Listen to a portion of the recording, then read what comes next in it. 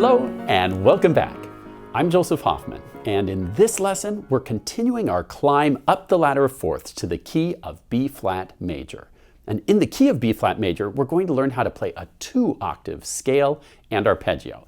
Let's come to the piano to start learning. Here I have our C major 1-octave scale drawn in 2 adjacent tetrachords. Now, so you know that C major is at the bottom of our ladder of fourths because it has 0 sharps or flats. Now if we go up a fourth to F major, and you'll see that when we go up that fourth, we have to add a flat. So F major has 1 flat, which is B flat. We have to use that flat because Mi and Fa must be a half step to be a major scale. So we need that half step there. Also T and Do need a half step, but E and F are already naturally a half step apart. Now, what's another fourth up from F? 1, 2, 3, 4. A perfect fourth above F is B flat.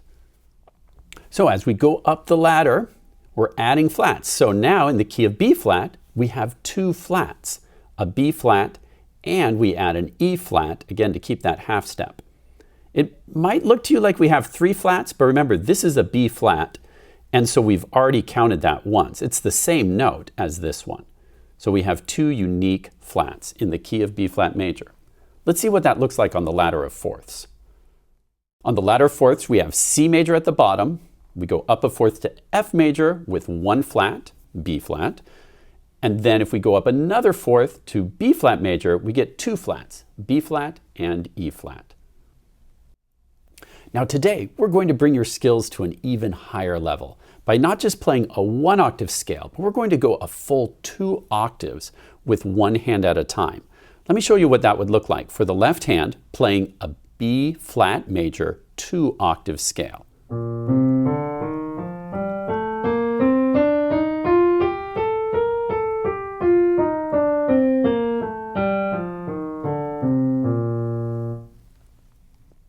So you'll notice I went all the way from this B flat and then I went up to this B flat 1 octave up, and I kept going all the way up 2 octaves higher.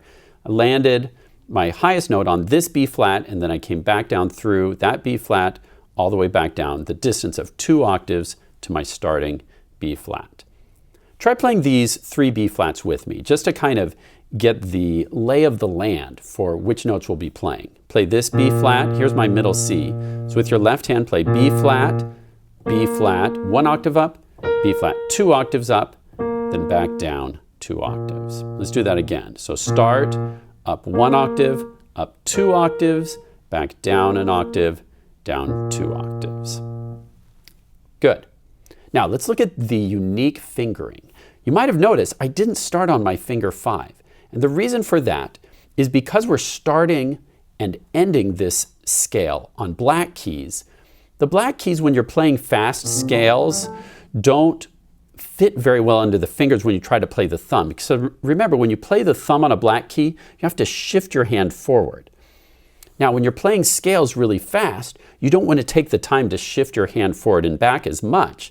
So it's a faster way to play a scale using a lot of black keys when you have your thumb not land on the black key. So let me show you a special fingering that will help you play this scale the best. When you're playing a 2-octave scale, you want to think in groups of 3 and 4. And so I've color-coded these groups to make it easier. You'll notice each group starts with a black key. And we're going to learn our left hand fingering first because it's a little bit easier than the right hand fingering for this scale. You're going to start with a 3, 2, 1, and then finger 4 is going to glide over, and then you'll play a 4, 3, 2, 1. Again, starting with the black key, then 3 whites for a group of 4, and then the pattern starts over again.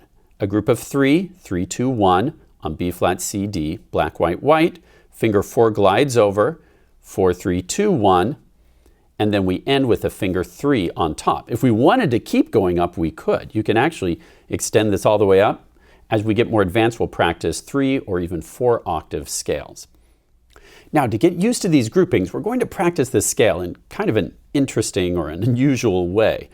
You're going to actually press all 3 keys of that group at the same time. So find this B flat, almost a full octave plus a note below your middle C. Using fingers 3, 2, 1, play B flat, C, and D, all kind of smash them down all as a group. Be sure to use your good piano posture, all your joints in the right shape. So try smashing that group, and then you're going to come up to the next group of 4 keys with finger 4 on E flat, F, G, A, and try playing all of those as a group. Good. Then we're going to come up to another group of B flat, C, D, a group of 3 with finger 3, 2, 1. Remember, this is the same group we played just a second ago. Then you come up again to a group of 4, E flat, F, G, A. And then finger 3 is just going to reach over and play that B flat. Try that with me. Then come back to the group of 4, E flat, F, G, A. Then back to the group of 3, B flat, C, D. Then back to the group of 4. Then back to the group of 3. Good, let's do it again, a little faster this time. So group of 3, 3, 2, 1, always starting with the black key. Then 4, 3, 2, 1, starting on E flat. Then 3, 2, 1. Then 4, 3, 2, 1. Then 3 on top. Come back down, group of 4. Group of 3. Group of 4.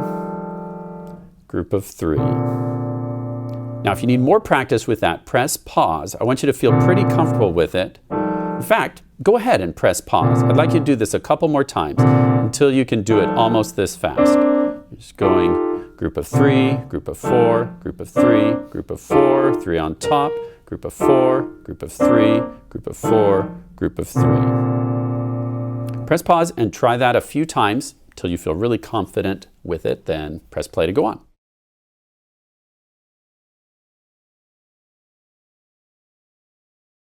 Now from there, you're ready to try the true 2-octave scale. Now instead of playing the notes all in a group like that, you're going to play them one at a time. Do, re, mi, fa, sol, la, ti, do, and then just keep on going up till you get to the top and then come down.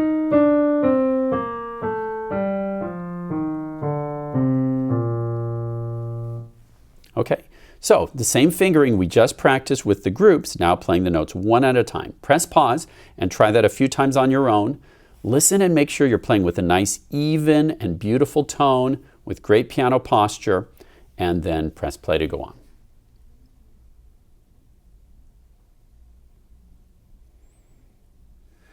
Now let's check out the right hand fingering for the 2-octave B-flat major scale.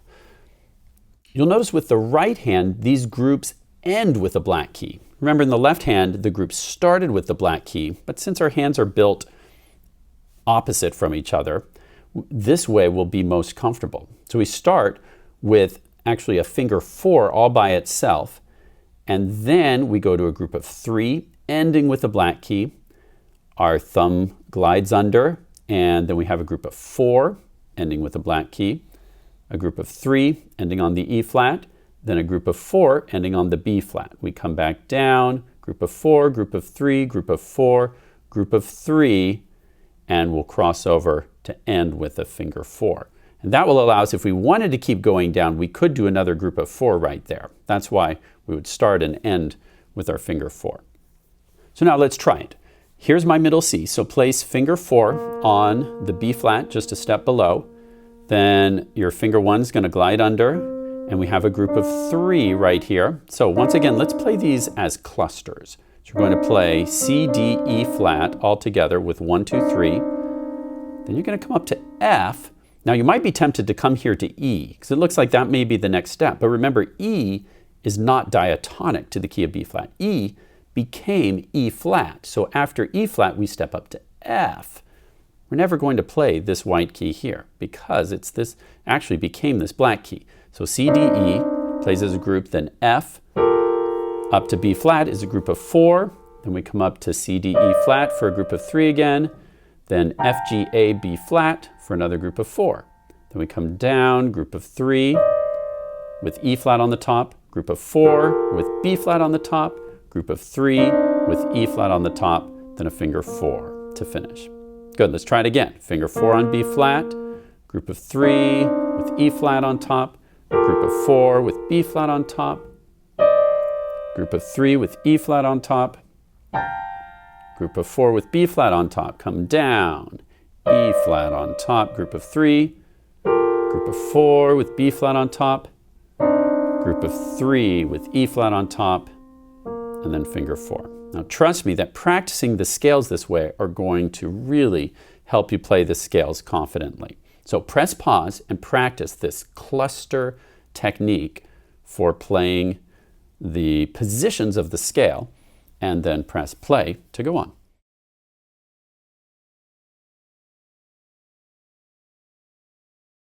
Now, played one note at a time, we get do, re, mi, fa, sol, la, ti, do. And it can go up another octave.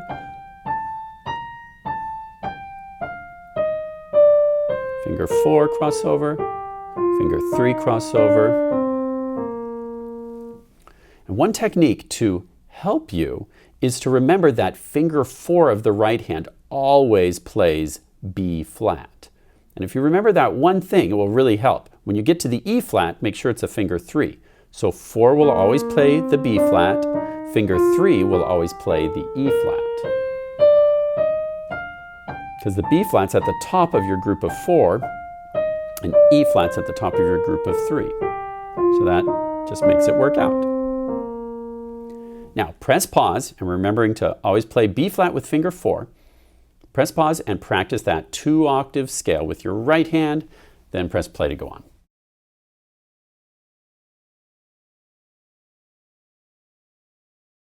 Now, if that's a good place for you to stop today, I totally understand. We've learned a lot. You can practice that really hard. But if you're ready for more, let's learn how to also play the arpeggio in B flat major. We're going back to the left hand. Remember, our tonic or one-chord arpeggio is built on do, mi, so. The first, third, and fifth note of the scale, or do, mi, so, builds our one chord. And the arpeggio is basically playing these notes of the one chord one at a time. So here's our do, mi, so, but for a 2-octave arpeggio, we do do, mi, so again. Do, mi, so, then we put a do on top. Do, so, mi, do, so, mi, do. Notice how we just have this one chord here, then another one chord here, then we put the tonic or do on top. For our left hand, the fingering for this arpeggio is going to be 3, 2, 1. So a little bit of a stretch between each of these fingers. But remember, as you stretch, then let the other fingers kind of relax in once you're done with that note. You don't have to hold the stretch the whole time. Do, mi, so with finger 3, 2, 1. Then finger 3 is going to glide all the way over to B flat for another 3, 2, 1 on B flat, D, F. And then finger 3 glides over to that top B flat.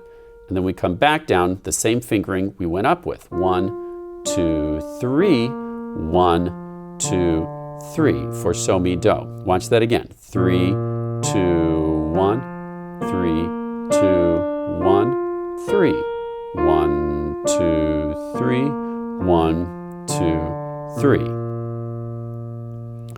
Now, a few pro tips about playing arpeggios. Make sure that as your finger 3 crosses over, that you're letting your wrist do most of the work, not your elbow. You don't want your elbow to be flapping as you cross over. Your elbow should always be floating a little bit out to the side anyway, so it's just very natural to glide over. If your elbow is too close to your torso as you play, then you're going to find it kind of pumping. So you want a smooth motion on your way up and down. Just let that thumb glide under. Keep your wrist flexible so your hand can just shift its way up and down. Now, press pause and on your own work on the B flat major arpeggio using the left hand fingering. Then press play to go on.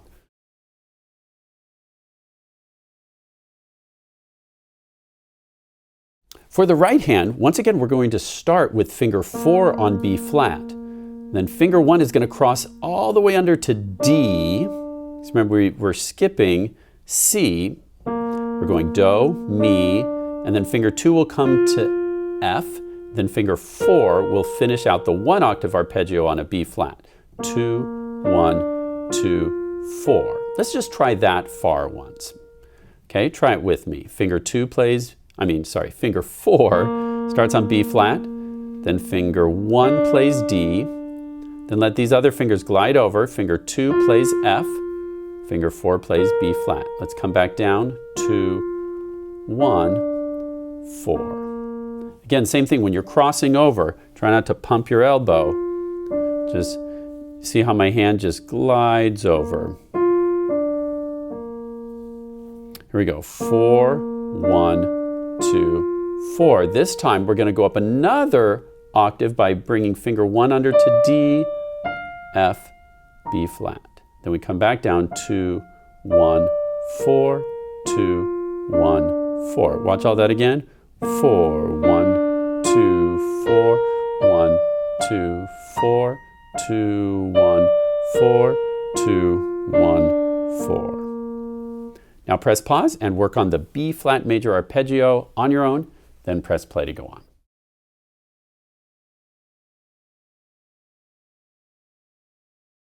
One other pro tip I wanted to mention is that when you're playing scales, your fingers are in a relatively close position. And so you'll notice your fingers have this kind of natural close position curve to them. However, when you play arpeggios, your fingers are stretching a little bit more. So they will naturally, as the fingers extend, they naturally flatten slightly. When your fingers are stretching for an arpeggio, if you try and keep them curved, you're going to add a lot of tension. So, as the fingers extend for arpeggios, let them naturally flatten as they reach. The point of good posture is always to play in the most comfortable, efficient manner possible, not just for the sake of holding a certain shape. Okay, so allow your fingers to find that natural shape that they need to play the arpeggio efficiently and smoothly. Lastly, as you're practicing, make sure you're listening to the tone you play with. Sometimes I'll hear students play a scale, and every time their thumb comes under, they really plop down. Make sure your thumb plays as gracefully as all your other fingers. You want to listen that the tone of your scale has an even, smooth sound. Not. You don't want some notes to pop out louder or softer than the others. So listen as you play and perfect and beautify your tone. I even like to do a little crescendo to the top of my scale and then a little decrescendo as I'm coming down. Always finish your scale with a beautiful wrist float. Great job learning how to play 2-octave scales and arpeggios in the key of B flat major. Please be sure to practice the B flat major scale and arpeggio every day using your best piano posture and working on a beautiful and even tone. Thanks for watching and happy practicing!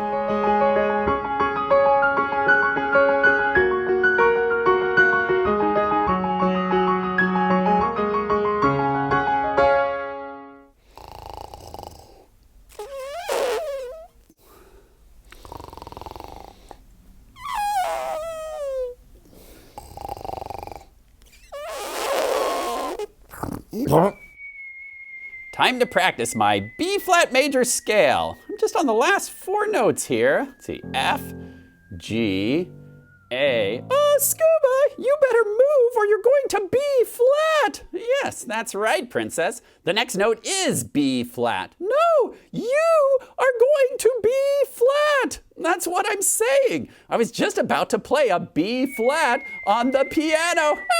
Ah! Oh my. Ugh, drat, happened again. Now I gotta climb all the way back up again to finish my nap. Wow, thanks, Princess. You really saved me. No problem. Come on. How did elephants survive that fall anyway? Haven't you noticed? In make-believe, you can survive almost anything. True.